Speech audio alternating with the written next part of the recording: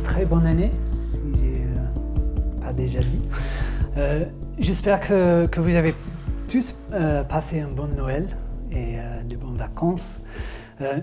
Amy et moi, avec les enfants, étions en Angleterre pendant un peu plus de 2 semaines, en fait. Et c'était un temps bien rempli, bouillant, joyeux et épuisant, surtout avec les enfants. Il y a eu un moment là-bas où les parents d'Amy ont eu une petite discussion, un désaccord en fait, mais à propos d'un jeu de société. Et le père d'Amy l'avait sorti pour jouer avec nos enfants, et la mère d'Amy l'avait rangé, pour que nous puissions s'asseoir autour de la table. Et quand le père d'Amy a appris qu'elle l'avait déplacé, il était, disons, un peu frustré.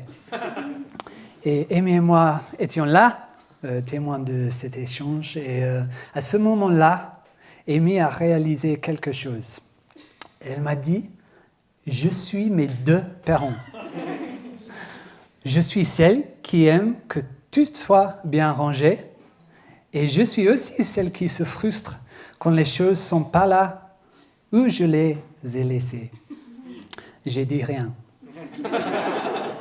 C'est un moment qui peut être soit merveilleux, soit un peu déstabilisant quand on réalise à quel point on ressemble à ses parents. Mais une chose est sûre, nos parents nous façonnent profondément.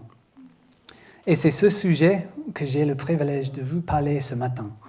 C'est le sujet de la parentalité. Lorsqu'Amy et moi suivions la préparation au mariage, nous avions un petit cahier d'exercices dans lequel nous devions indiquer à qui reviendraient certaines tâches, jobs, comme faire la vaisselle ou c'est à quel point, ou sortir les poubelles. Et ce qui nous a vraiment marqué, c'est à quel point nos réponses correspondaient au rôle que nous avions vu chez nos parents en grandissant.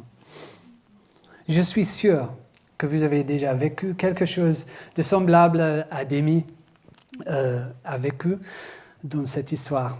Voir un enfant faire ou dire quelque chose et s'exclamer « Elle est exactement comme sa mère » ou « Il est tout comme son père ».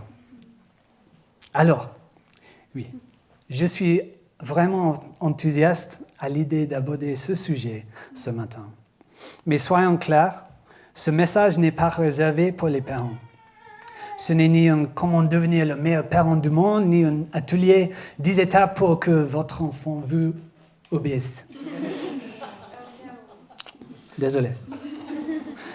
Je crois que Dieu veut parler à chacun de nous ce matin, célibataires, couples, mariés, parents, grands-parents et ceux qui désirent devenir parents.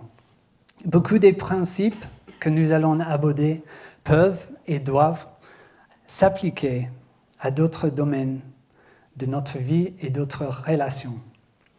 Je veux aussi être sensible ce matin pour certains d'entre nous. Le thème de la parentalité peut réveiller une vraie douleur. Mais ma prière est que ce message ne vous exclut pas, mais qu'il vous encourage. Parce qu'au fond, il s'agit avant toute la manière dont Dieu se relate à nous en tant que ses enfants. Alors, revenons au tout début. Je prends un petit boire. Dans le jardin, dès le moment où Dieu a créé Adam et Ève, la parentalité a fait partie intégrante de l'existence humaine et qui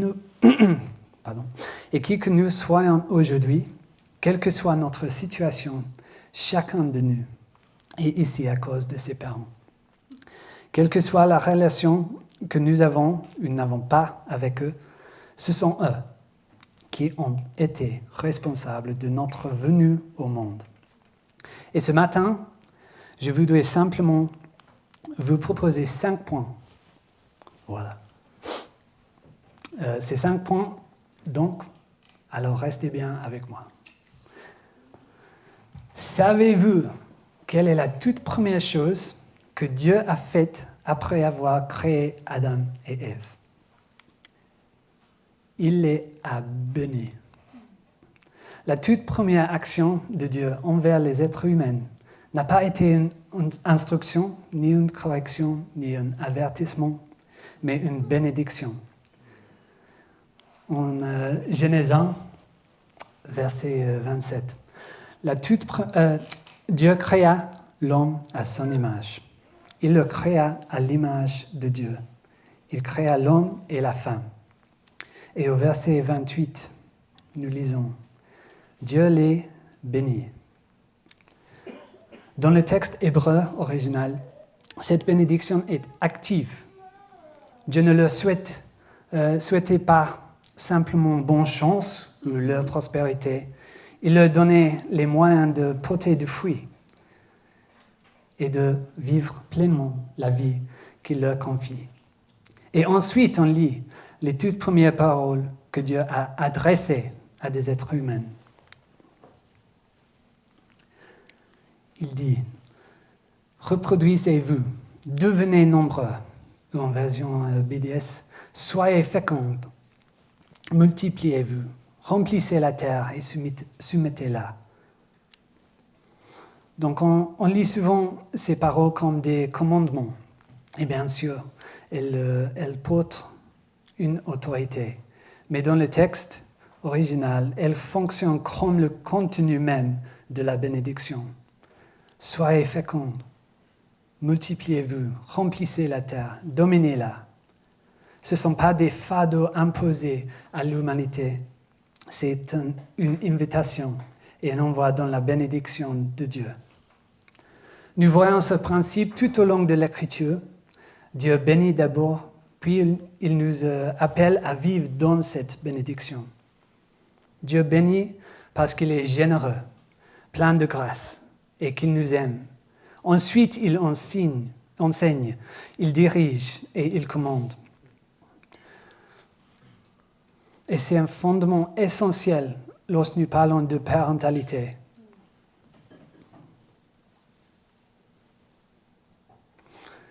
Donc, on vit dans un monde saturé de développement personnel, d'amélioration de soi et de livres sur la parentalité. Il y a beaucoup. On trouve partout des conseils qui vous font vous sentir coupable à chaque glissement de doigts sur nos téléphones ou par toute personne suffisamment proche pour critiquer chaque détail de ce que nous faisons. En tant que chrétiens, nous devons veiller à ce que la première voix que nous écoutons et la seule qui compte soit la voix de Dieu. Et si nous voulons comprendre la parentalité, nous devons commencer ici. Ce n'est que lorsque nous connaissons Dieu comme Père, comme l'auteur de la vie, que nous pouvons commencer à comprendre comment nous sommes appelés à être parents. Et pour connaître Dieu comme Père, nous devons aussi accepter notre véritable identité, fils et fille. Tout au long de la Bible, Dieu se révèle comme Père. Nous voyons son amour, sa correction, son soin, sa formation, sa compassion, ses épreuves. Il est vraiment profondément et personnellement concerné par le bien-être de ses enfants. Jean écrit dans sa lettre « Voyez quel amour le Père nous a témoigné. Voyez quel amour le Père nous a témoigné pour que nous soyons appelés enfants de Dieu. Et nous le sommes. Nous sommes enfants de Dieu parce que nous sommes unis au Fils. Alors, regardons à Jésus. En Jésus, nous voyons le Fils parfait. Jésus nous montre ce que signifie vivre dans une dépendance joyeuse envers le Père, dans une soumission et une obéissance. Il est un modèle pour nous en tant qu'enfants de Dieu et par conséquent, il est aussi un modèle que nos enfants sont appelés à imiter. Soyez mes imitateurs, Paul nous encourage, comme je le suis moi-même de Christ. C'est ainsi que nous sommes appelés à vivre comme Christ, en imitateur. Et en tant que parents, nous appelons nos enfants à faire de même. Et celui qui nous en donne la capacité à nous et à nos enfants, c'est celui qui rend témoignage à notre véritable identité de fils et de filles. Le Saint-Esprit est l'assurance parfaite de notre adoption comme enfant de Dieu. C'est dans Romains chapitre 8 que Paul dit, en effet, tous ceux qui sont conduits par l'Esprit de Dieu sont fils de Dieu. Et vous n'avez pas reçu un esprit d'esclavage pour être encore dans la crainte, mais vous avez reçu un esprit d'adoption par lequel nous crions « Abba, Père ». L'Esprit lui-même rend témoignage à notre esprit que nous sommes enfants de Dieu. L'œuvre du Saint-Esprit nous est absolument essentielle. Voilà. Que nous soyons parents ou non, mais absolument dans la parentalité, on ne peut pas y parvenir sans lui. Désolé. Encore une fois. L'œuvre du Saint-Esprit nous est absolument essentielle. Que nous soyons parents ou pas, mais absolument dans la parentalité, on ne peut pas y parvenir sans lui. Ainsi, ce n'est qu'une fois que nous avons accepté qui est Dieu et qui nous sommes en tant que ses enfants, que nous pouvons comprendre le rôle et la responsabilité de la parentalité. Mais les enfants sont une récompense. Et ça veut dire un don, une récompense et un don de Dieu. Dans Psaume 127, il est écrit « L'héritage que l'Éternel donne, ce sont des fils. Les enfants sont une récompense. » Ici, quand la Bible parle ici de récompense, elle ne parle pas de quelque chose que l'on mérite, mais de quelque chose que Dieu donne par grâce. Avoir de bonnes fondations change notre regard sur notre rôle et nous permet de construire une vision biblique de la parentalité. Voilà, M. Paul David Tripp, avec sa magnifique moustache, écrit dans son livre « Être parent », les enfants sont la propriété de Dieu pour l'accomplissement de son dessein. Cela signifie que le projet de Dieu pour les parents, c'est qu'ils soient ses représentants dans la vie de ces êtres qu'il a formés à son image et confiés à leurs soins.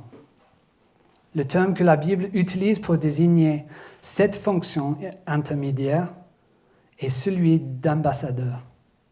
Nos enfants ne nous appartiennent pas, ils appartiennent à Dieu.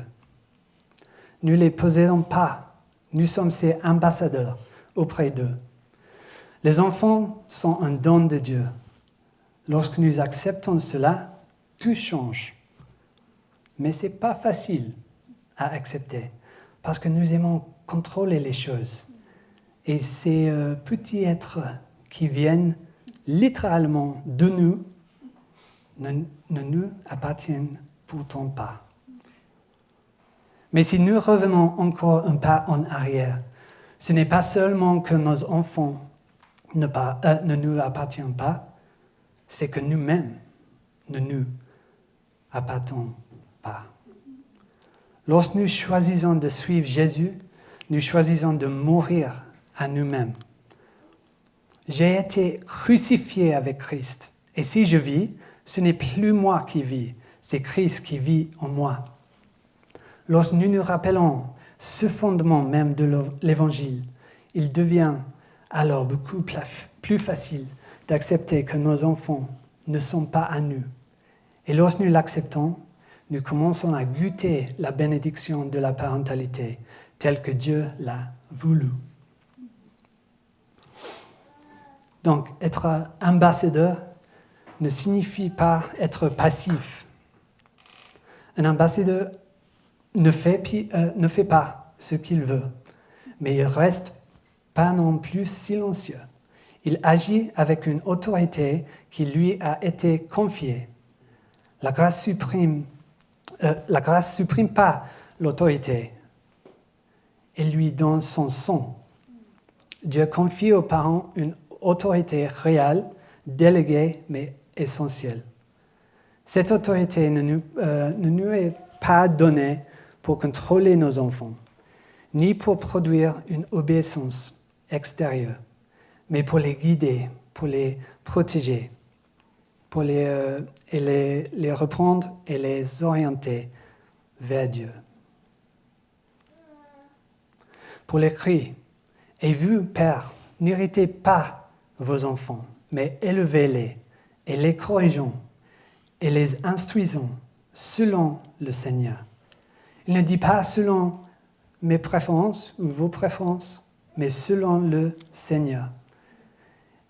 Ainsi, le but premier et ultime de la parentalité se révèle être exactement le même que le but premier et ultime de la vie. Et c'est quoi ça? Alors, si vous cherchez à être le meilleur ou le parent le plus réussi, voici ce à quoi Dieu nous appelle.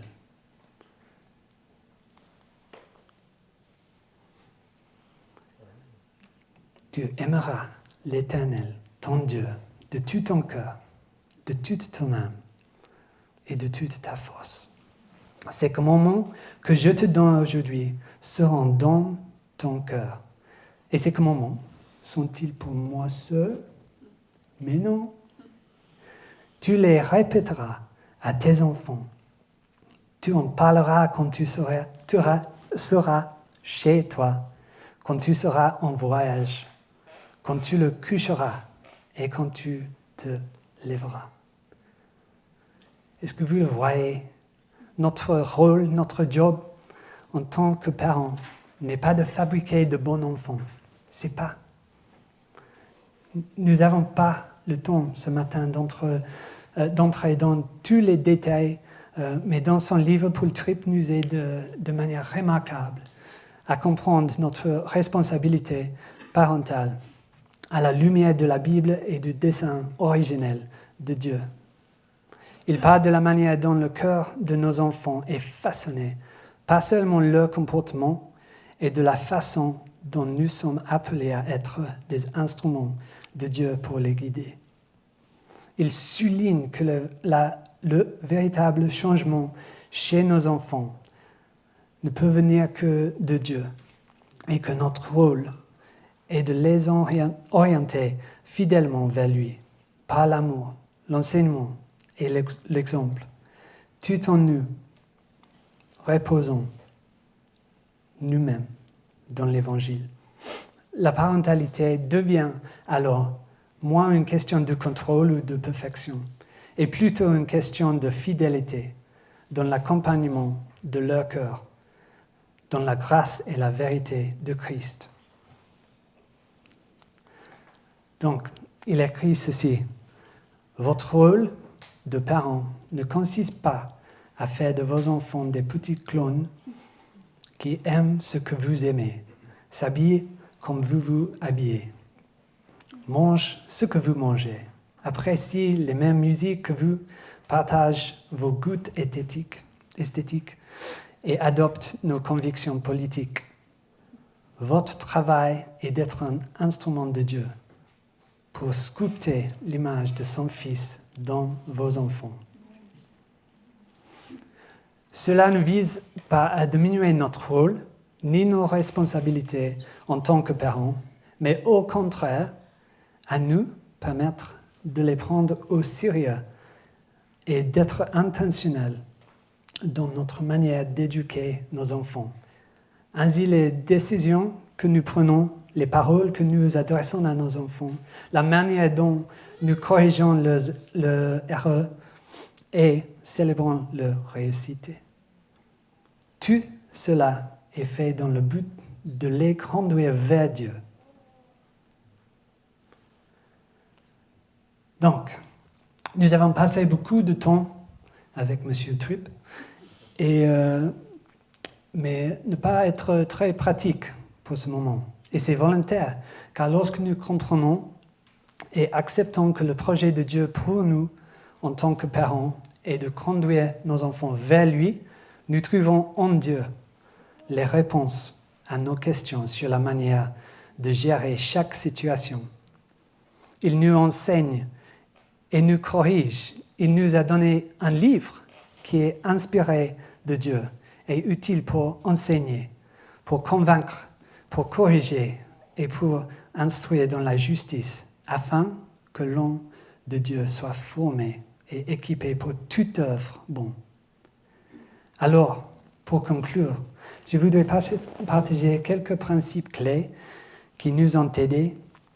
Les principes sont bons, mais la manière de les mettre en pratique dans votre vie familiale vous appartient. Donc, soyez intentionnel. S'il y a une chose que nous avons apprise en tant que parents, c'est que rien n'arrive par hasard. Nous trouvons souvent des excuses liées au manque de temps ou d'énergie, mais sans intention, rien ne se met en place. Et prenez du temps. Voilà. Prenez du temps pour vos enfants. Regardez votre vie quotidienne et identifiez où vous pouvez créer du temps. Pour nous, cela signifie essayer de lire la Bible ensemble chaque matin autour de la table du petit déjeuner. Pour faire une sorte, autant que possible, de dîner ensemble en famille. Pour prier avec nos enfants avant qu'ils se couchent chaque soir. Et protéger le vendredi soir comme movie night en famille et comme début de notre sabbat. Et voilà, enseignez vos enfants. Lisez la Bible. Lisez la Bible avec eux. Lisez la Bible sans eux. Encouragez-les à lire la Bible sans vous. Puis prenez le temps de discuter de ce qu'ils ont lu et de répondre à leurs questions. Utilisez la Bible dans votre vie quotidienne. Il y a tant de choses qui remplissent nos pensées et captent notre attention. Combien il est puissant et transformateur de remplir nos cœurs et nos esprits de la parole de Dieu. Priez avec vos enfants. Encore priez avec eux. Priez pour eux. Priez pour les autres avec eux. Demandez-leur de prier pour vous et apprenez-leur à prier pour les autres. Enseignez les enfants à prier. Et soyez un modèle pour vos enfants. Quoi que vous disiez à vos enfants, ce que vous faites aura toujours plus d'impact que ce que vous dites. Il y a quelques années, on essayait d'encourager Héloïse et Elijah à commencer à lire leur Bible sans grand succès. À ce moment-là, en faisant suivant nos lectures bibliques sur l'application Bible avec des dévotionnels, etc. Le problème, c'est que pour eux, tout ce qu'ils voyaient, c'était papa et maman sur le téléphone. Et ce n'était pas uniquement pour cette raison, mais on a décidé de recommencer à utiliser nos Bibles papier pour nos temps personnels. Oui, c'est bien, c'est un bon choix. Et en l'espace de quelques semaines, on voyait bien qu'il avait remarqué quelque chose. Un matin, Elijah a commencé à me demander s'il pouvait se lever un peu plus tôt pour venir me rejoindre et lire sa Bible avec moi. Nos enfants apprennent bien plus de ce qu'ils voient que de ce que nous disons.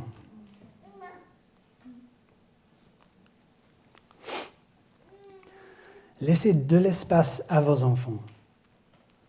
Savoir quand parler, quand agir, quand s'impliquer et savoir quand laisser de l'espace.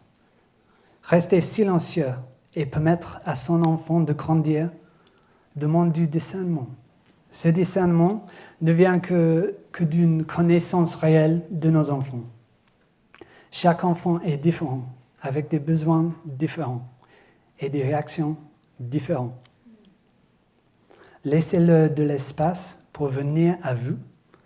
Laissez-le de l'espace pour venir à Dieu. Et laissez de l'espace à Dieu pour agir à travers d'autres personnes, en Église par exemple, pour agir dans la vie de nos enfants. Alors, pour conclure, un petit recap. Nous avons commencé par ce fondement essentiel. La parentalité est une bénédiction et pas un fardeau. Avant toute instruction, avant toute responsabilité, Dieu bénit. Les enfants ne sont pas un poids à porter, mais un don reçu par grâce. Ensuite, nous avons levé les yeux vers le modèle parfait. Si nous voulons comprendre la parentalité, nous devons regarder à Dieu. Dieu le Père parfait, Jésus le Fils parfait et le Saint-Esprit qui nous assure que nous sommes réellement fils et filles adoptés de Dieu. Avant d'être parents, nous sommes d'abord enfants de Dieu. Et c'est uniquement à partir de cette identité-là que nous pouvons aimer, guider et corriger de manière juste. Puis nous avons vu que nos enfants ne nous appartiennent pas. Ils appartiennent à Dieu. Nous ne sommes ni propriétaires ni maîtres de leur destinée, mais ambassadeurs, appelés à représenter Dieu auprès d'eux. Et cela devient possible lorsque nous nous rappelons que nous-mêmes, nous ne nous appartenons pas à nous-mêmes, mais que Christ vit en nous, c'est la puissance et la vérité. Enfin, nous avons parlé de ce que cela signifie être des ambassadeurs auprès de nos enfants. Exercer une autorité donnée par Dieu, non pas pour façonner simplement des comportements, mais pour accompagner des cœurs vers Dieu, jour après jour, dans les choses ordinaires de la vie. Et tout cela nous conduit à une vérité essentielle. Et voici la bonne nouvelle pour ce matin avec laquelle je voulais terminer. Nous ne pouvons pas changer nos enfants. Dieu ne vous a jamais confié le fardeau de changer votre enfant. C'est impossible. Si vous avez essayé, c'est impossible. Mais Paul, avec sa moustache, une fois plus. Voilà. Il dit, une bonne parentalité commence par la reconnaissance de votre impuissance à changer vos enfants. Une bonne éducation parentale célèbre cette merveilleuse certitude. Dieu ne vous a jamais confié le fardeau de changer vos enfants et il ne le fera jamais. Notre job n'est pas de transformer leur cœur. Ça, c'est le rôle de Dieu. Notre rôle est d'être fidèle par notre exemple, par notre enseignement et par la prière.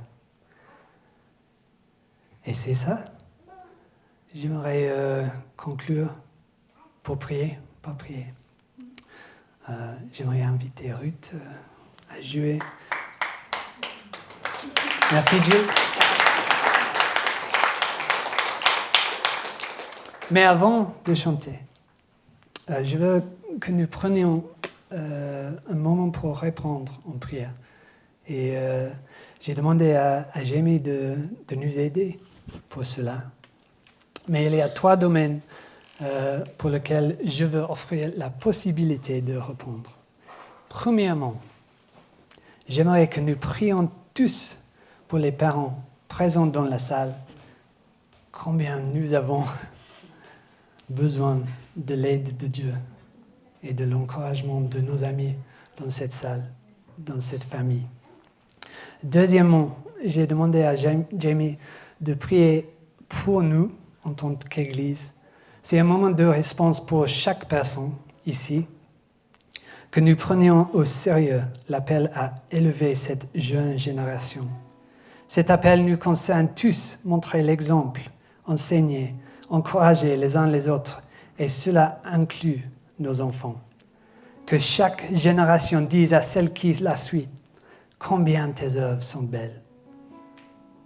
Et troisièmement, nous voulons donner du temps et de l'espace pour prier pour ceux qui portent de la douleur dans leur relation avec leurs parents, pour ceux qui traversent une perte de bébé, l'infertilité ou toute autre souffrance.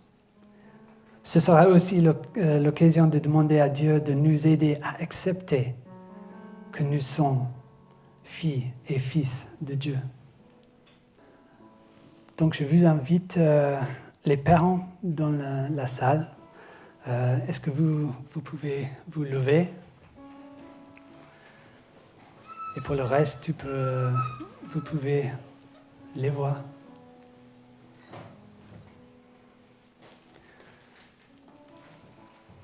Bon, bravo les parents. C'est pas un truc facile, hein?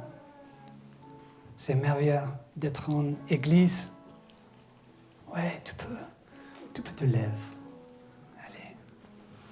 Ça arrête pas, hein?